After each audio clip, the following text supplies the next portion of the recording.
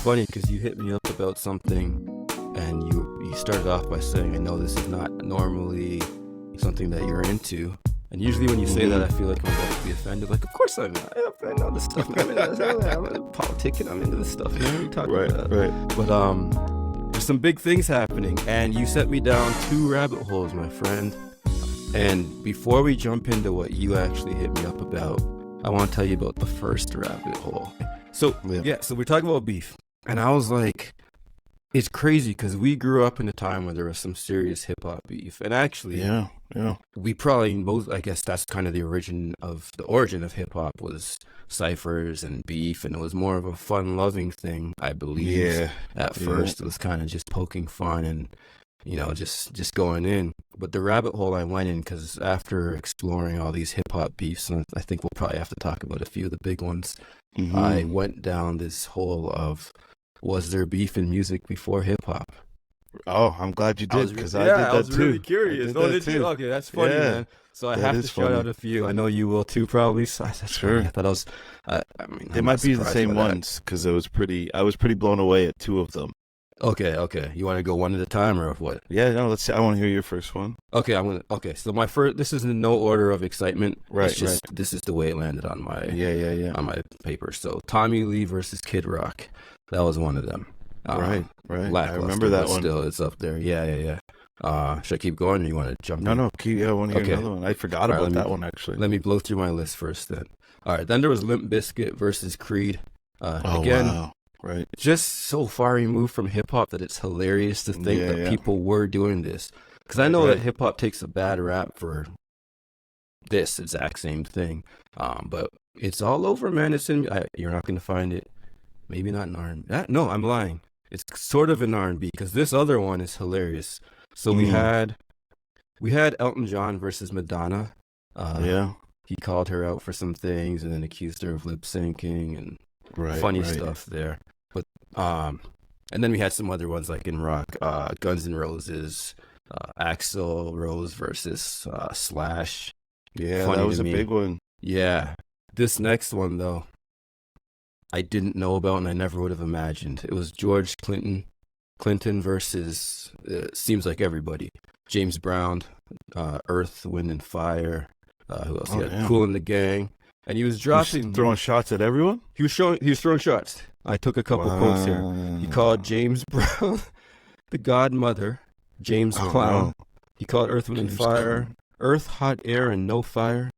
He called Kool and the Gang Foolin' the Gang. Oh, snap. He called Rufus Sloofus and the Family Stone. Sloofus? Sloofus.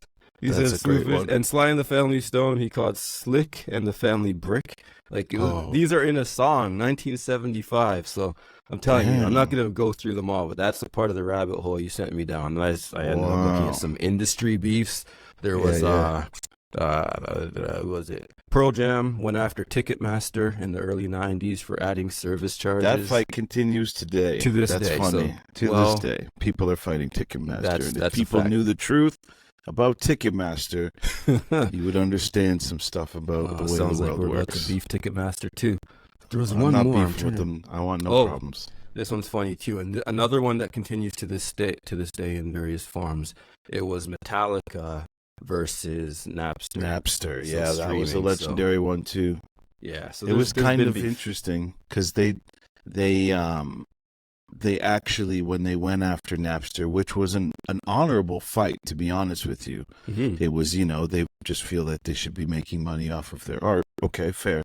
But at the same time, their core fans were actually lashing out at them for even going at Napster because, they're supposed to be underground and all this, there was a lot of backlash from their actual core fans during the Napster Metallica beef. So that one was one that kind of almost slightly backfired. And now if you look at the landscape today, everybody's, suffering as a result of what Napster actually, meant to the industry. Right? Yeah.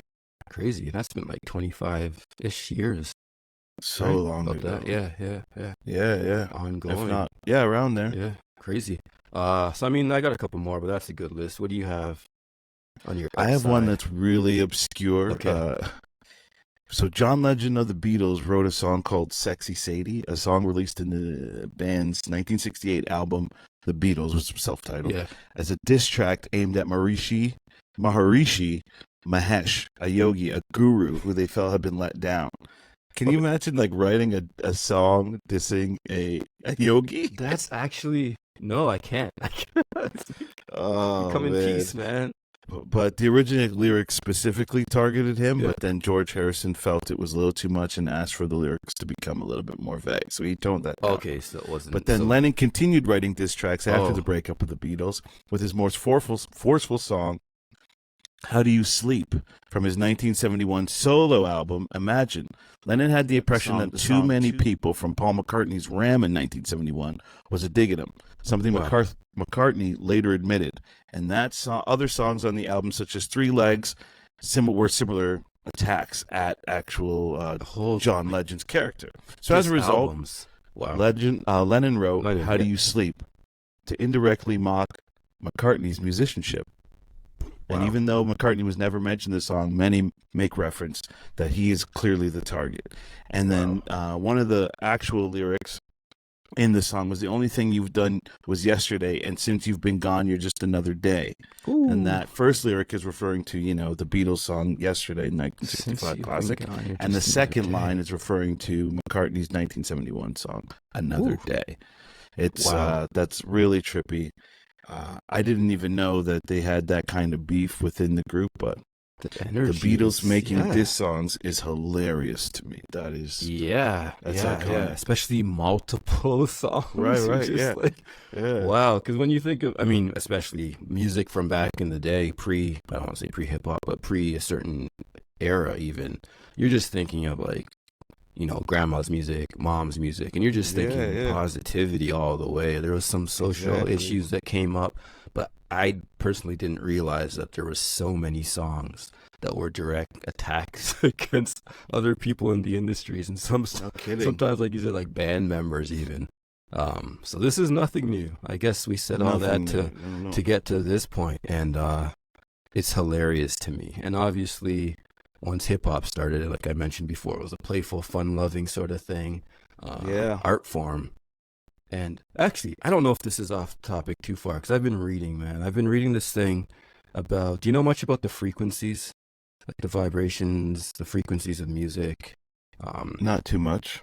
Okay, I know frequencies, but I'm curious to what I want to throw this out there, and people can do their own follow-up research on it. I'm not going to dwell on it. So this happened back in like Nazi Germany. The frequency of music was set to, I think it was actually 432 hertz. Okay. And that was, music is uplifting, peaceful, all that. It was an intentional move to switch it to 440, which caused, like that minor shift caused like dissonance in the music and the messaging, and like came with it some things like almost like a mental attack, like depression and other mental issues that were associated to that frequency, which is weird to me. We got to look into this some more, and maybe we'll talk about it on a later show. My mind's just going through music and attacks, and that came to my mind as well, because the U.S. later adopted it, and then I guess the rest of the world as well. So the music that we're listening to is not in the same frequency range as it was prior, that intentional attack on people's minds. Interesting. And if you think about just the influence that certain music does have on people's moods and minds, it's pretty fascinating stuff. Because if you listen, like, the meditation music, I can't, what's it, solfeggio or something like that? They have this all these frequencies connected to different centers in you. And they're all supposed to be, I haven't been able to prove it, but they're all supposed to be at like different specific frequencies that connect with you in different ways. So interesting. Music warfare. Very. Deep dive. So back to number 2 of, I guess, what you had originally mentioned to me, which you thought I wouldn't know anything about, and I didn't. But now I do. I know a lot about this, and it's the latest hip hop beef. Yeah, it's been brewing for a while. It's probably over a decade in the making. They've been throwing subliminal jabs at each other for, a while, and no one really, people, the internet would talk about it, but they never came forward and said anything until maybe a month ago when Kendrick jumped on, what's the song called? Like That, with Future and Metro Boomin, and had some things to say about, the people that were in the quote unquote big three, Drake and J. Cole. Mm-hmm. And it just kind of escalated from there. It took interesting turns when, J. Cole responded and then apologized. Then Drake came out with something, and then Kendrick came out with something. Yeah. And then Drake came out with something again, and then Drake came out with something twice. Then Kendrick came out with something. Then Drake came out with something, and then Kendrick came out with something again. And it's been up until yesterday. There's just this new one called Meet the Grams that I just listened to about an hour before, and you're like, oh my gosh. Yeah. So full disclaimer. I was not aware of all this, like I said, and I probably wouldn't have taken the time to listen to it just because, for one, I wasn't interested. But the reason is because, like you mentioned, it has been 10 years I've been hearing about this stuff, and I probably heard stuff over those years. Nothing was specific. I mean, when we were growing up, there was really specific, sometimes fun, sometimes just hilarious, sometimes hurtful disses. What I heard from like the last years when I did kind of tune into this to the talk was nothing direct. Like you said, you kind of had to be in the know, and the internet was talking, but if you weren't sort of up on things, and they would probably just go over your head. Maybe that was intentional. Over your head, but what I heard the last day blew my mind. It took a turn, man. It really took a turn. And it's been getting nastier. Some of these like diss songs have been getting more scathing, and I'm curious to how this plays out in the long run. A lot of people, and this is going back to like what we had talked about before. People pick sides. Even casual fans will pick sides, right? And those casual fans will literally ride for their artist. They'll take this in like it's their heart. They'll take it into their own hand. Internalize We've seen this happen before 100 times, right? East Coast, West Coast, remember yes, that? And it got not only scary, dangerous, way out of hand. And we saw guys in their mid-20s both lose their lives over craziness, and they both had so much attention on them and so much potential. So I guess that's kind of the thing that scares me about it is just between two men. Okay, fine. I mean, they have a lot of influence, and you could argue that it'd be better used in other ways, but here we are. But you have massive fan bases who are, like you said, picking sides and taking this on as their own battle. Right. My prayer and my hope is that it doesn't go anywhere, that we don't want to see anything like this go. What do you think? I mean, it's dangerous. Like, they're walking a very dangerous line right now, making accusations about people's families. You're getting real personal. Yeah. And I don't know how these guys are reacting to it. Is it entertainment? They're saying some really personal stuff. Do you think it's possible? I don't even think it's possible to be entertainment anymore. I mean, I'm entertained, but I'm not going to pretend that I'm not. We all love a mess. So, like, do you think it's put out there with that intention, though?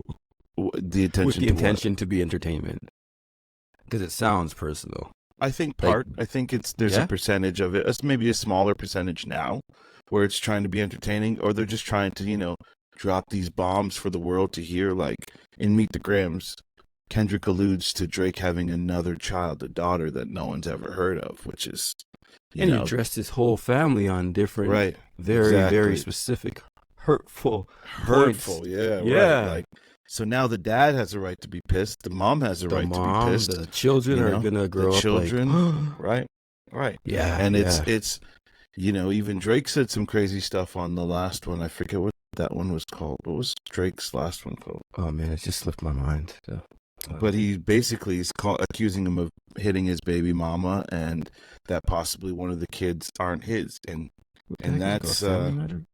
It is Family Matters. Good Family catch. Matters. Yeah. Okay. I almost felt dumb. I was like, no, that was a show, you idiot. Don't say it too loud. But it's like, where does this go from here? Like, how does this end? Can it end peacefully? I don't think so. I think lines have already been crossed where, this is what scares me, the lines that have been crossed. Because like I said, up to a point, I guess, like basically within the last day, actually, right? Mm-hmm. It was words being thrown, sort of massaged in so you could deny it later.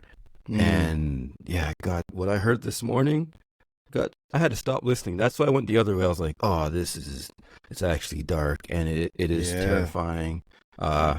Now, these are both guys who are really superstars, and Drake hasn't responded yet, right? He hasn't responded to the second meet.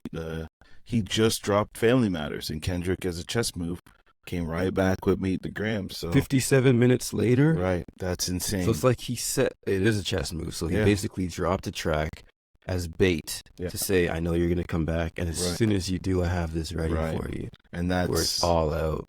And it almost seems like if he's a real chess player, then he thought multiple moves ahead, and he might have had a secondary track if it wasn't as hard. Like, I don't know. That's the way I'm picturing it. But well, I've heard that not only did he cut short his original diss track or verse on Like That, it was much longer. They cut that short. The second one he dropped, Euphoria, apparently was 19 or 20 minutes long, and he only released 6 minutes of it.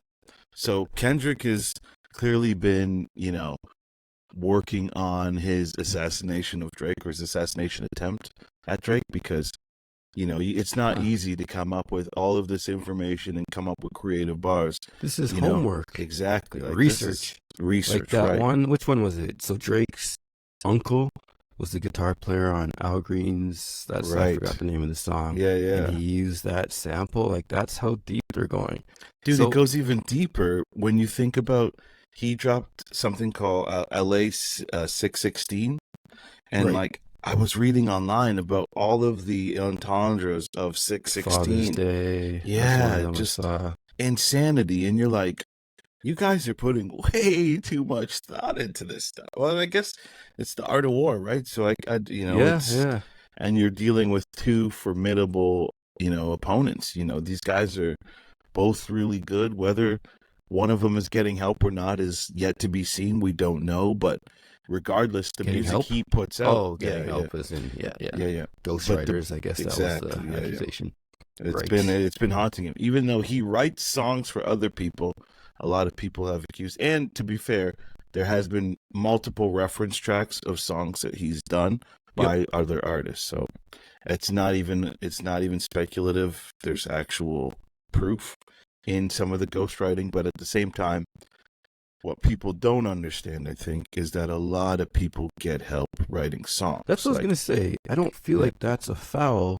If neither do I, in any way, shape, or form. Co-write. If someone submits a song to you and you're an artist and they're like, I wrote this song for you, I think it's dope, and you, the artist, hear it, you're like, this is me, this is dope. Why would you change it? I would argue exactly that point, and I would argue that if you've been in a studio, there's going to be more than one person in that room with you, and they're going to collaborate with you. Like, it's not a one-man show. Someone's going to make some suggestions, whether it's inflection, if it's tonality, whether it's a line, whether it's, not using a line, whether it's when to come in, all of this stuff is collaborative, right? And most people that are doing the lyrics aren't engineering. There's a collaboration. I mean, so it's weird to me, that argument, especially when we know for a fact he writes for other people. Like, this is the industry, right? This is how it works. Hip hop, I would argue, samples, 95%, exactly. So that's another 95% of it is collaborative. Yeah, and I think that's perfectly fair. I would probably argue, since we're on this subject, if someone else is writing your battle rap for you, then that's different. That's a no-no. Right. Just similar to, now everyone's writing their raps. Back in the day, it was a freestyle. So even writing the battle rap was like, you're soft. Get out of here with your paper. But even freestyles were memorized. Freestyles, right? Yeah. But it was still work that you put in to be able to piece things together. At least. True. Right? True, and the freestyle, like the battle rap scene, this isn't new, and it got really big because, you were into this stuff. Was King of the Dot? Yeah. Much rap, Music had some stuff where Smack, they were actually having, DVD. I think it was like a Thursday night rap battle. Like, this is they did. I do remember that. It's kind of been like, it has its peaks and valleys, this thing, right?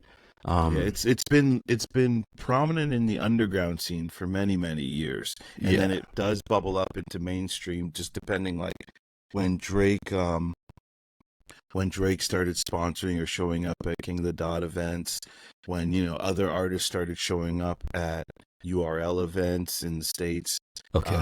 There's been a little bit of a bubble, but the money has never been sustainable to the point where it's been able to maintain this Like a kind battle of rap career. Main Street buzz. Yeah. I mean, battle rappers do end up having decent careers. It's the leagues that can't really, like the organization overall. Yeah, they don't seem to be sustainable for long periods of time.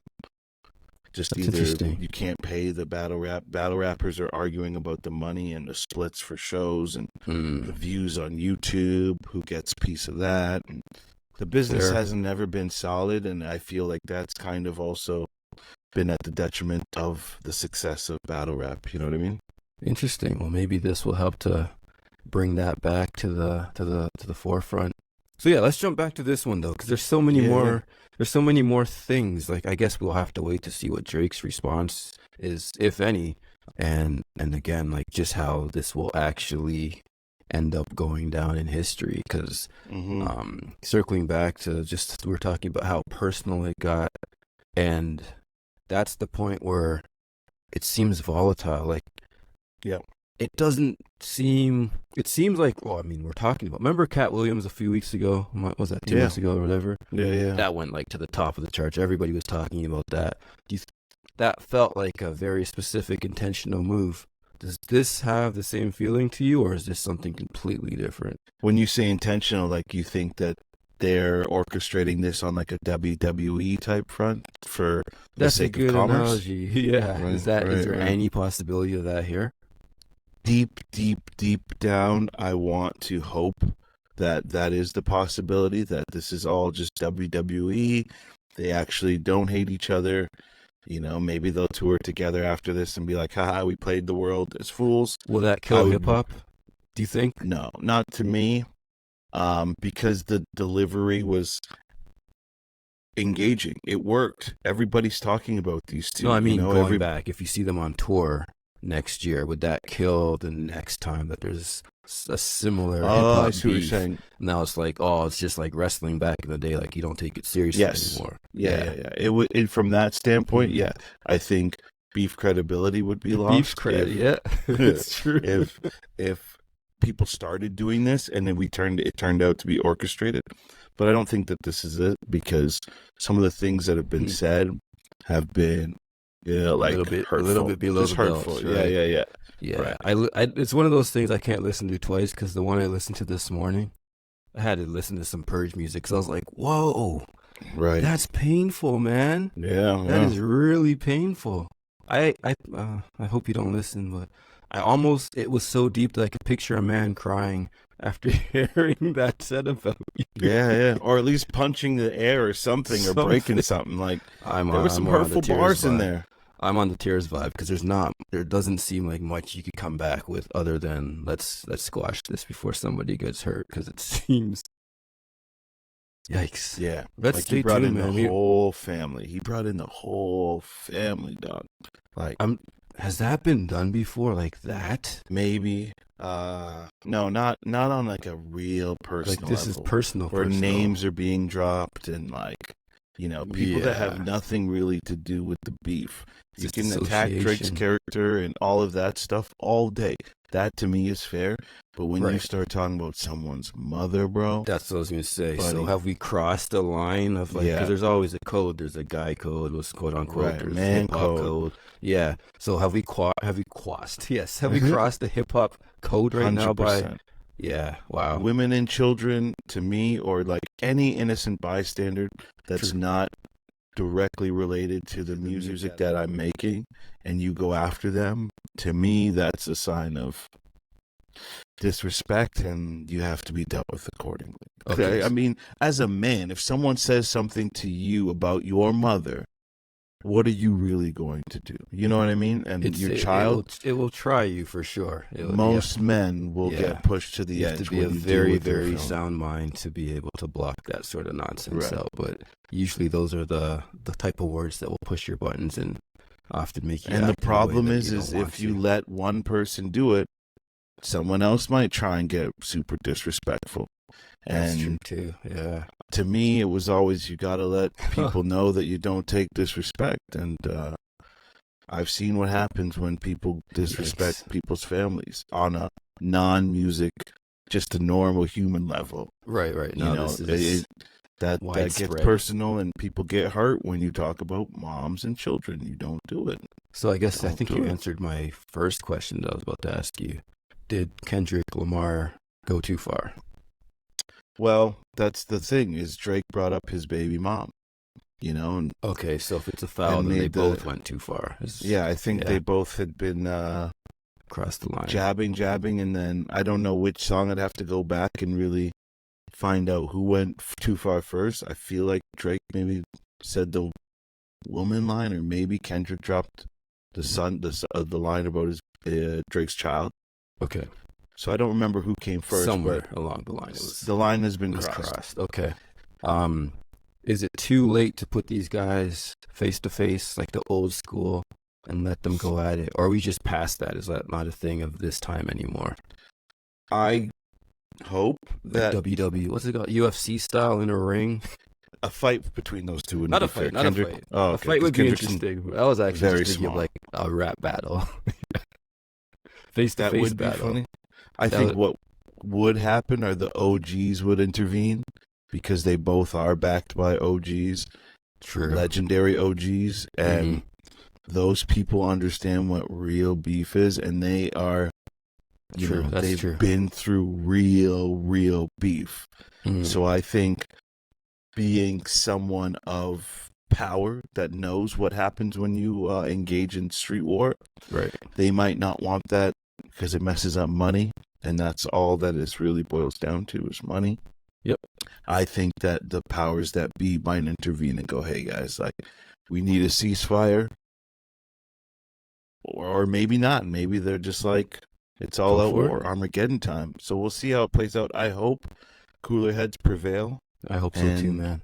And that, we can go back to the poking fun, to subs, but I think we're way too far for that now. Yeah. And I think what's interesting is J. Cole saw this, and he had felt, because he had made a diss track, and then he went on his festival. He does a Dreamville festival. Okay. He went on stage and told his whole audience how he felt bad about having to diss Kendrick, respectfully bowed out and apologized to Kendrick for the diss. And I think J. Cole probably knew where this was going and didn't want any part of it. Some people made fun of him for that. I think it was a brilliant and respected move by me personally, because it's not that important, being the quote-unquote man in hip-hop. It's fickle. It doesn't really mean anything. Subjective. And at the end of the day, my personal peace will always be the most important thing to me. So I think J. Cole understands that too, and he chose peace for himself, not for any other reason, because J. Cole could bar both of these guys up if he really wanted to, and if he really wanted to insert himself, he's the guy that could lyrically come venomously, and really, really probably put these two to, like, spin around. I think he could wrap circles around both of them, but he chose peace, and I think that more people need to commend him for that. Yep. And not kick him up or make fun of him for it. To me, I do love that. War is not the answer at all. And I guess that was really well said. My my final thought on this thing. I mean, the route of peace is the best. J. Cole, like you said, made some comments or whatever, made a track. And he found it within himself to say, hey, I did this. It's not too late for me to take it back and apologize. Right. And I think that's important more so because as we get older, I mean, if I was in my teens, I would have had a different opinion. I agree. As we get older, we see the amount, especially in this generation, the amount of influence that you have on lives, not only of your peers, which is fine, still responsibility, but there's a younger and maybe two younger generations behind these guys now who are listening and hanging on to every word and every action, who are going to, in themselves, in their minds, try to embody this sort of behavior that they're seeing. So I think that burden of responsibility is huge, and I wish there was a way that Amen. guys like this could hold themselves more accountable to that. I love the beef idea. Hip hop culture is something that I was born into, and we had a lot of fun with it. But we've seen what happens when it goes too far, and we've seen the results of when the music penetrates your mind to a point where you don't understand the concept of what's happening, where you really are, and some of the other options you have outside of that path of destruction. So, those are my final words on that. Let me drop this mic. Well said, brother. Yeah, drop it. It's expensive mic to drop. Yeah, I'm not gonna drop it. No, I appreciate. Yeah, and I hope cooler heads will prevail. I'd be lying if I said I wasn't excited to see what comes down the pipe. But yeah, fair. You know, it's we'll pray for peace, but I pray for peace. But I'm curious to see what happens next. So stay tuned for more, and if you guys have some insight on this, please hit us up and let us know. Always choose peace, like we said. Stay safe out in these streets, and be kind to each other. Be kind, yeah. Peace.